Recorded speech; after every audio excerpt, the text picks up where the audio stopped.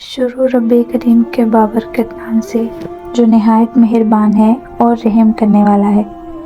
آج کی کہانی ہے ایک بندی خدا کے ایمان کی کہانی۔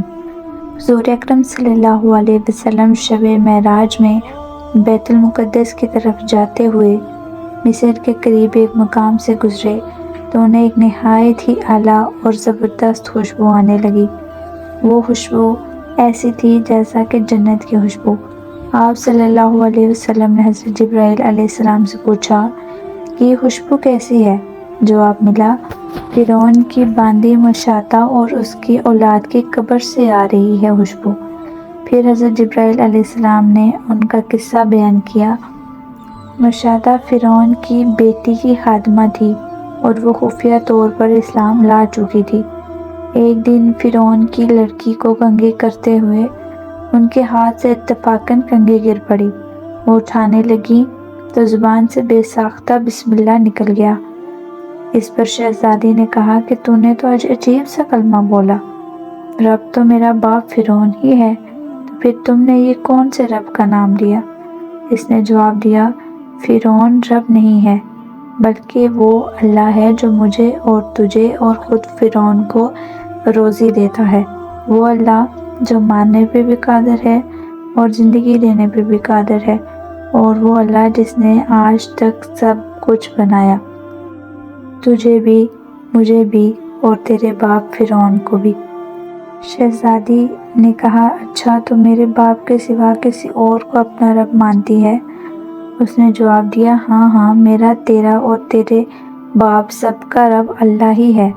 شہزادی نے جب یہ ذکر اپنے باپ سے کیا یعنی فرعون سے تو وہ سخت غضبناک ہوا، اور اسی وقت اس نے دربار لگوایا، اس عورت کو بلایا اور اس سے پوچھا کہ میرے علاوہ تو کس کو خدا مانتی ہے؟ باندی نے جواب دیا، میرا اور تیرا رب اللہ تعالیٰ ہی ہے جو بلندیوں والا ہے اور بزرگی والا ہے۔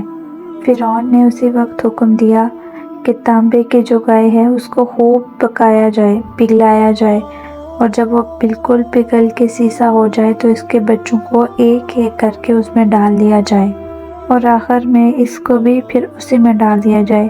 چنانچہ وہ گرم کی گئی۔ جب آگ جیسی ہو گئی تو حکم دیا کہ اس کے بچوں کو ایک ایک کر کے ڈالنا شروع کرو۔ اس نے کہا، بادشاہ، ایک درخواست میری منظور کرو، اور وہ یہ کہ میری اور میرے ان بچوں کی ہڈیاں ایک ہی جگہ پہ ڈال دینا، یعنی ایک ہی جگہ پہ دفنا دینا۔ اس نے کہا، اچھا چلو تمہاری یہ خواہش ہم پوری کرتے ہیں۔ اس کی دونوں بچیاں اس کے سامنے آگ میں ڈالی گئی اور وہ فوراً جل کر راکھ ہو گئی۔ پھر سب سے چھوٹی کی باری آئی جو ماں کی چھاتی سے لگی دودھ پی رہی تھی۔ فرعون کے سپاہیوں نے اسے گھسیٹا تو اس نیک بندی کی آنکھوں تلے اندھیرا چھا گیا۔ اللہ تعالیٰ نے اس بچے کو اسی وقت زبان دے دی اور اس نے بآواز بلند کہا، اماں جان افسوس نہ کر، اماں جان ذرا بھی پریشان نہ ہو، حق پہ جان دینا ہی سب سے بڑی نیکی ہے۔ چنانچہ اس ماں کو صبر آ گیا، اس بچے کو بھی آگ میں ڈال دیا گیا، اور آخر میں ان کی ماں کو بھی اسی آگ میں جلا کر مار دیا گیا۔ یہ خوشبو اسی کے جنتی محل سے آ رہی ہے۔ سبحان اللہ۔